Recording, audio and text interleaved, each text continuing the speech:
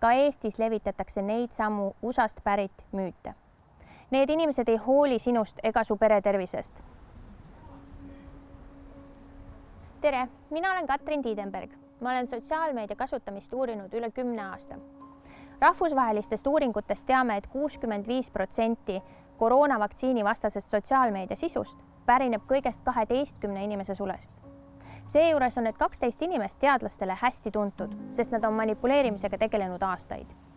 Nii teame, et nende väited ei ole uued ja ei ole isegi mitte koroonapandeemia spetsiifilised. Pigem on tegemist eelmiste väärinfokampaaniate käigus edukaks osutunud hirmulugude taaskasutamisega. Need inimesed ei hooli sinust ega su pere tervisest. Nad otsivad tuntust, et müüa raamatuid, koolitusi ja alternatiivmeditsiinitooteid. Samas on selge, et tavainimene ei saa kontrollida iga sotsiaalmeedias esineva väite tõesust. Mida siis teha? Üks, mida ma saan puhta südametunnistusega soovitada, on ka sotsiaalmeedias kuulata teadlasi.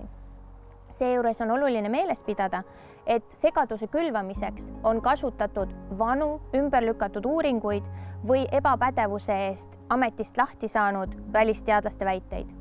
Seetõttu soovitan Eesti publikul kuulata just kohalikke oma eriala piires rääkivate tegevteadlaste sõnu.